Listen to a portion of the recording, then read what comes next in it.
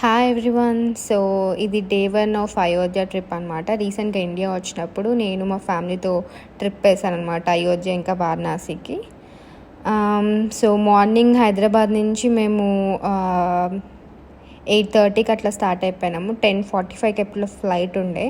So ఇట్లా ఎయిర్పోర్ట్లో morning breakfast చేసేసి, ఆబ్వియస్లీ రేట్లు వాచిపోతాయి కదా, తినేసి బోర్డింగ్ కోసం వెయిట్ చేస్తున్నాము. మా డాడీ అక్కడ వెయిట్ చేస్తున్నారు. అది బోర్డింగ్ అవుతుంది. సో ఇంకా నెక్స్ట్ బస్లో వెళ్ళిపోయి, మా ఫ్లైట్ స్పైస్ జెట్ అనమాట. సో ఈ ఫ్లైట్ స్కై యాంకర్ ఎయిర్లైన్స్ అని చెప్పి ఉంది, which is collaborated with spice jet అనుకుంటా. ఈ ఫ్లైట్ చాలా బాగుంది, కొంచెం స్పేషియస్గా ఉంది అండ్ మంచిగా ఉండే అనమాట సీటింగ్ కూడా.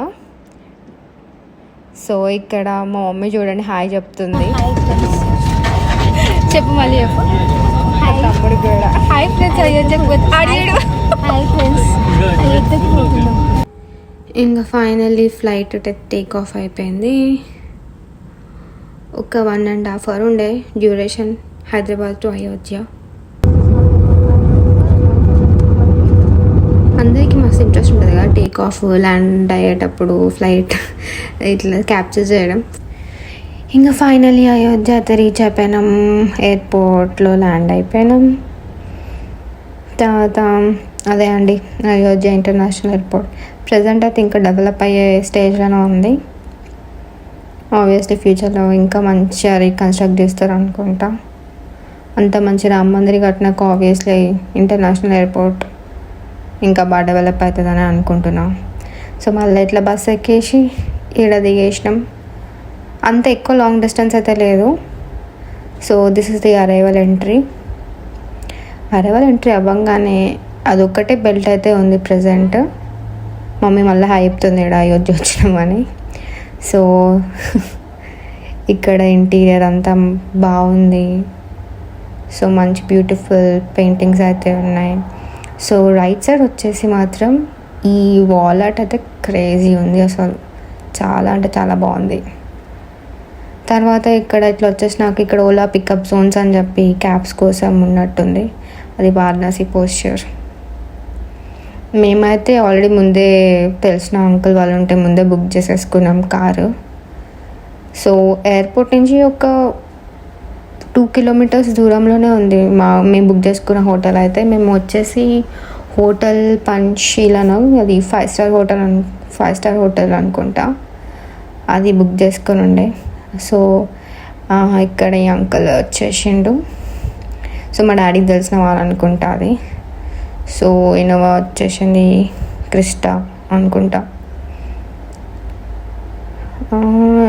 ఇంకా ఇట్లా లగేజ్ అంతా పెట్టేసుకున్నాం. ఆబ్వియస్లీ మమ్మీ డాడీ మధ్యలో కూర్చొని నేను మా తమ్ముడు వెనకాల కూర్చున్నాం. ఇక ఇది హోటల్ పంచీల్.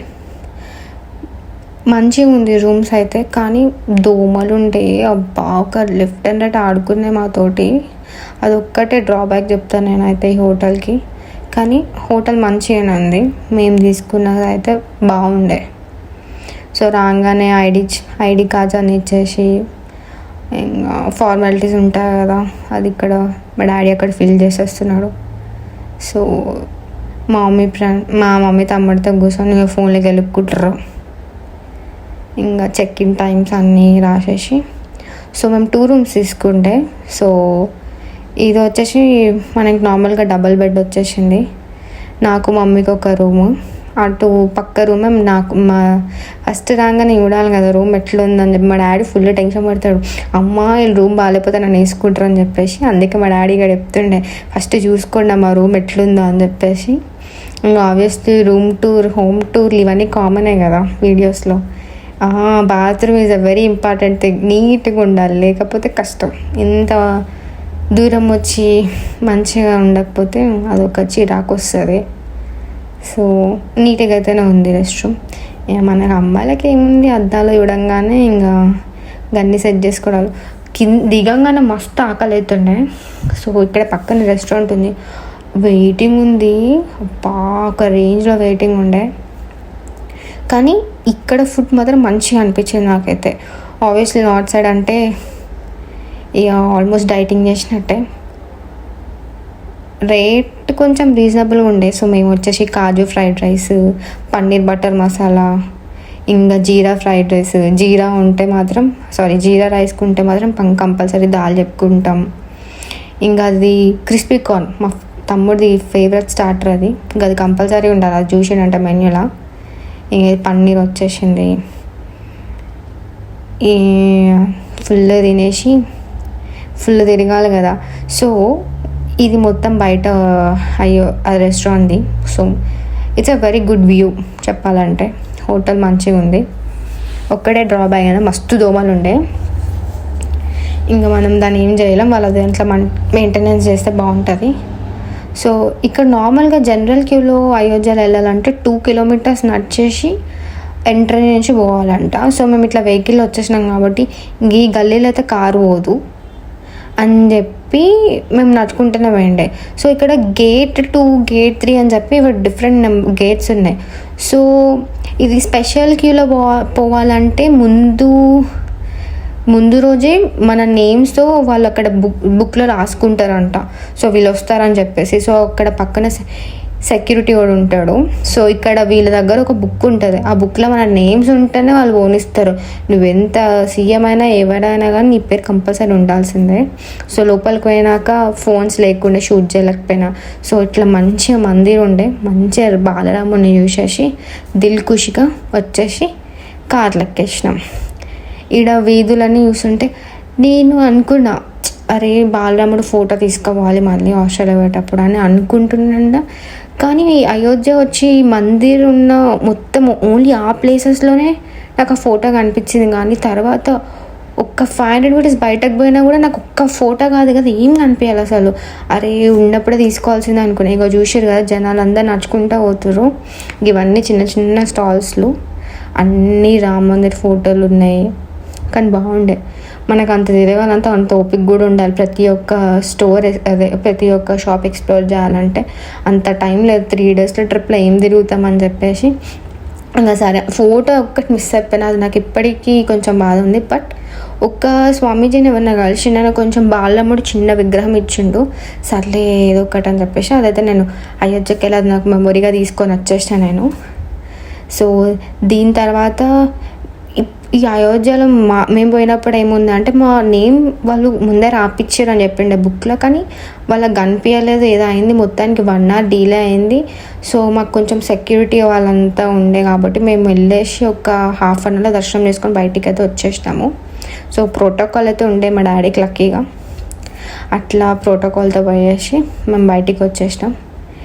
ఇంకా ఇప్పుడు ఈడ ఏదో గల్లీ ఉంటుంది. సో నెక్స్ట్ వీడియోలో నేను రిలీజ్ చేస్తా బ్లాగ్. సో ఈ వీడియోలో అయితే ఫస్ట్ ఆఫ్ ఆల్ మన వీడియోలు ఎవరు దిగుతలేరు, వ్యూసే వస్తలేవు. ఈ ఒకటే దాంట్లో ఎంత పెద్ద లెంత్ అని పెట్టాలని చెప్పేసి నేను సరే అది నెక్స్ట్ వీడియోలోనే పెడదాం, చిన్నగానే ఉంటే చూస్తారేమో అని చెప్పేసి ఒక ఆశతోటి సర్లే ఈ వీడియోలో గింతే ఆపేద్దామని చెప్పి. సో ఇప్పుడు మేము ఇక్కడ ఏమైందంటే మాకు ఈ గల్లీలోకి వెళ్ళి పోవాలి బండి. సో ఇదైతే షార్ట్ కట్ అవుతుంది. సో అది